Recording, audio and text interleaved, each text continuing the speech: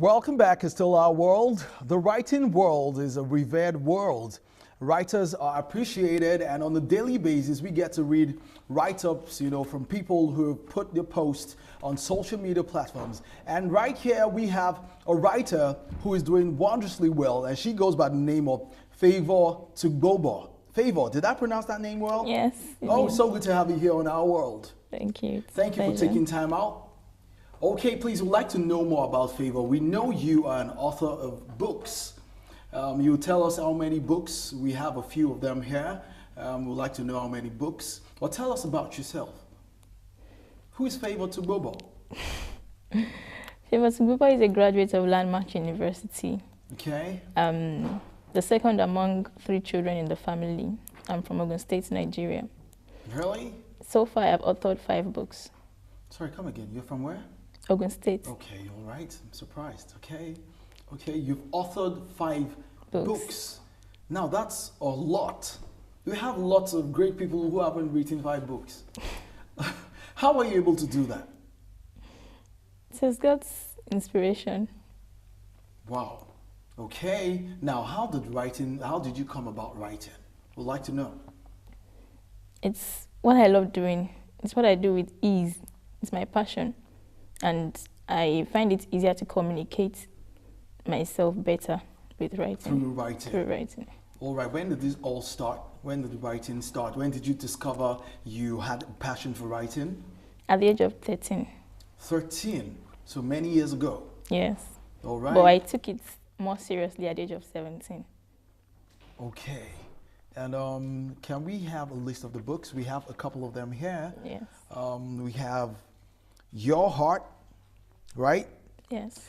And the glorious, the glory of His presence. And also Virtue. Which did you write first? Purposeful Existence. Okay, that's not here. Yes. And one of the few, okay, you've written 5. We don't have 2 here right now. Okay, Purposeful Existence was the first you wrote. That was the first one you wrote. Yeah. What about the second one? Understanding the Power of the Environment. Okay, that one is not here too. Yes. And the third one? Virtue. Virtue. Yes. I got that correctly. Okay, the fourth? Glorious, the glory of His presence. And the fifth? Your Heart. Heart. Okay, tell us about Your Heart. What is it all about? Your Heart. It's basically centered on the importance of the mind and the heart of humans. Okay. If youths are able to understand that the outcome of their life is a product of the quality of their heart. As the scripture says, as a man thinketh in his heart, so he is. So there's a lot associated with the heart. If we understand that we should guard jealously whatever we allow into our minds and our hearts, because it results in our outcomes, it results in how productive we would be, then everyone would learn to be more conscious about the things they think about, the things they read, the things they discuss about. Okay. Okay, now all these books are same size. I'm saying that the same size, yeah. How long did it take you to write one of these? Okay. How long?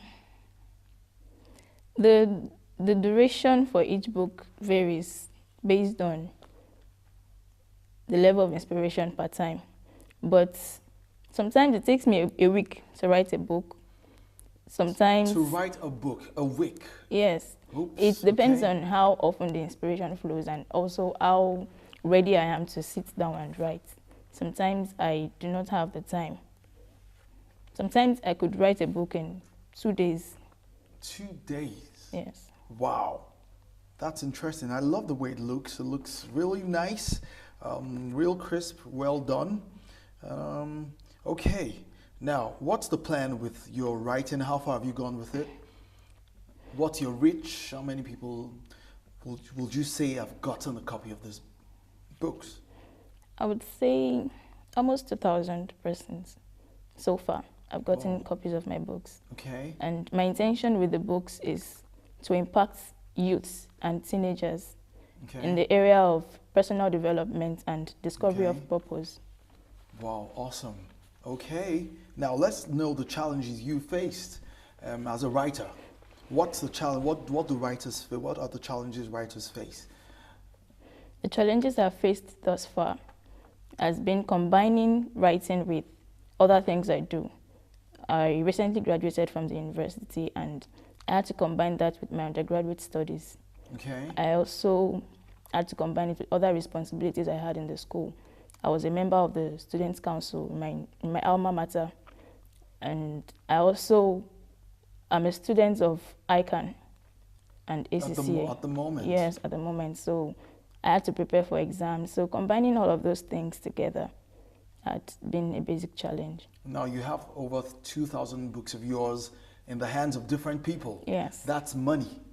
How were you able to raise funds to publish your work? I thank God for my parents. Oh, you have the support of your parents? Yes. Awesome. Okay. Yes, and I published 2 at first.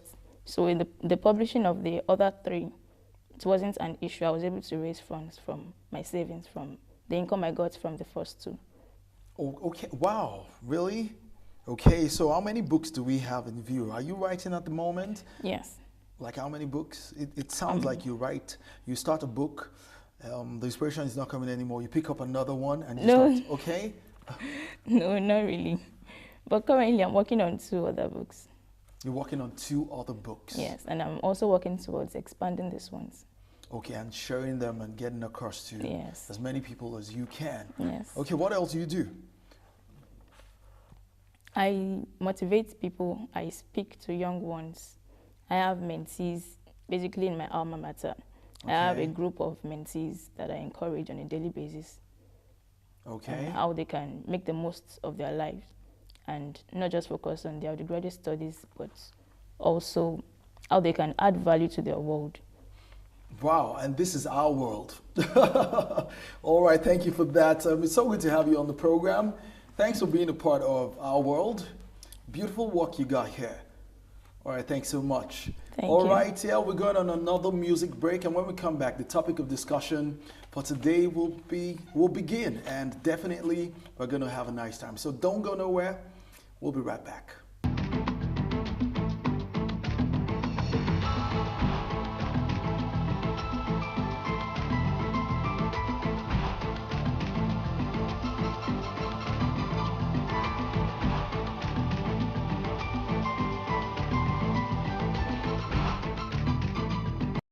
Welcome back. It's still our world, and we are on to the discussion segment. And the topic of discussion is, should a second chance be given in courtship? Last week, we actually treated this, and we weren't able to wrap it up. So we are continuing to know what this is all about. Should a second chance be given in courtship? And we have a friend of the house and also our special guest also here. And we have Tugbobo in the house. It's so good to have you here. Thank you. Tugbobo Oloyede. Forgive me. Tugbobo Oloyede. All right, thank you for being a part of our world again. And also we have Favour Tugbobo. Forgive me. Tugbobo. Man, that's a unique name. Never heard of it before. All right, so we'll be looking at, should the second chance be given in courtship? Now, we'd like to look at courtship as a whole. What's courtship to you? Courtship is, I'm ready for marriage, you're ready for marriage.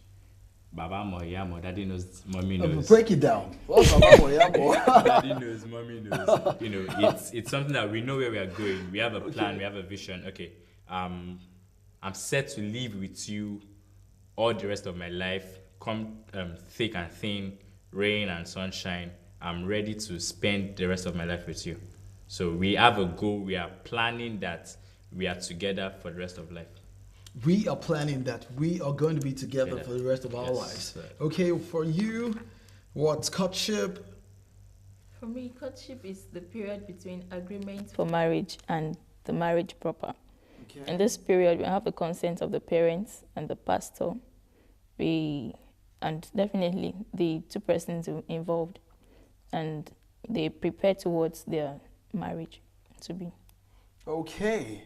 Now, looking at it, should the second chance be given in courtship?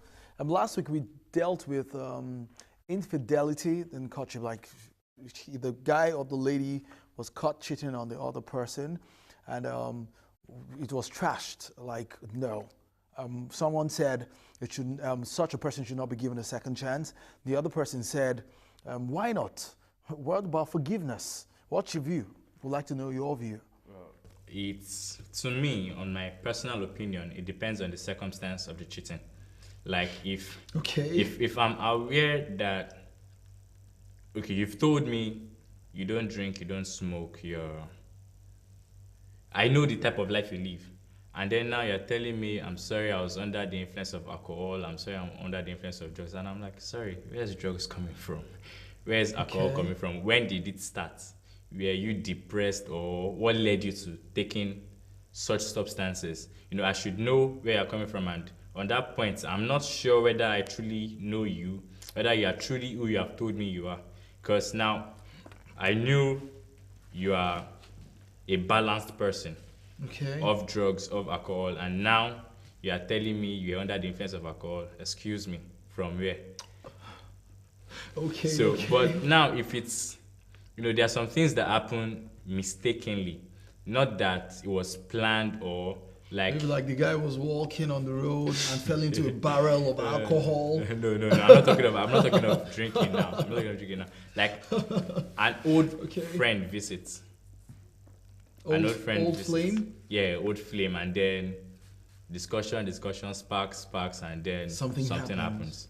So, but you being honest enough to come to tell me, it's something I would appreciate. It's something to be appreciated. But then we now have to sit and discuss, okay, what guarantee are you giving that this doesn't happen again? What is the surety, what's the assurance that this doesn't happen again? Are you ready to put away old ways, old friends, and stick to the person you want to be with? So from whatever comes out of the discussion, will determine if the person will receive the second chance or not. Okay, let's hear from you, Favour. Okay, my stand on this is, if someone could have cheated while in courtship, nothing would stop the person from also cheating in marriage and as well apologizing. So I think that should be a warning trait for me. It should be a warning trait. Yes. So if you were in a court, you were courting someone right now, not you, someone in your shoes you advise the person to just, hey, be careful. Yes. Run away. Okay, so what if he doesn't do it during courtship and he does it in marriage? Does that mean you pack your stuff and go? I don't know for such to happen, but if that should happen in courtship, to me, it's a warning signal, and I wouldn't go further. It's like someone said last week, it said it's a red flag. Okay, now let's look at money. We're talking about money. Maybe either party are not being honest with their financial dealings. I earned 80,000 naira as a guy, but I'm telling my fiancée I earned 60,000 naira. She gets to know. What happens? What's the reason for lying? Was it for self-pity, or so she doesn't demand for so much? Okay, she loves to spend. She loves to spend. Okay, you have agreed. There's a place of understanding. Hey, there, hey, babe. Now that's not me. I just cited that. Yeah. I'm just saying this out now. There should be a place of understanding. I earn this. You want this. I can't afford this. Let's see if I can bring something and you can bring something, and then we get what you want. Or I can bring something, you can bring something, and then we get what we want. We know that the price of things are high now and then everything, but then there shouldn't be a reason to be dishonest. Okay. I earn this, or like the other. It could be the other way. A guy is earning 80,000 or 60,000, and then he tells the lady is earning 80,000 just because he wants her to see him as someone who earns big. 80,000 is not big anyways. But then you should be honest. Let the person love you for who you are. Let them know you for who you are. There's no point of pretense. So that's like you're talking about be honest. Be honest. Be open. Be open. Just your last words, because our time is far spent. We have to bring this program to close, but based on this, just chip in something as we bring the program to close. Finances. It's the other way around too. Ladies, I mean, you know, not ready to share my money. You know.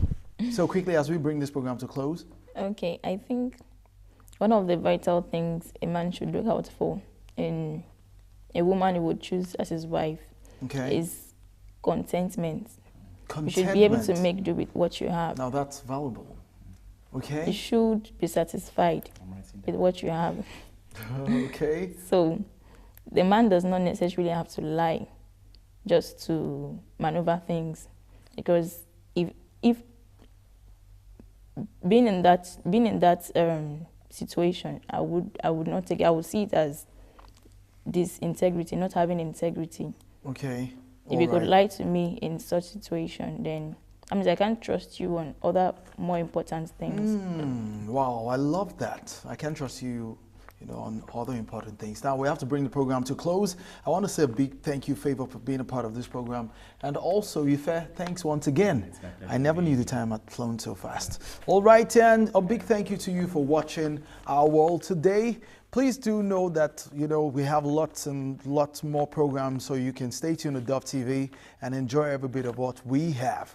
All right, stay tuned, stay blessed. I still remain Tokunbo Oloyede. Have an awesome time.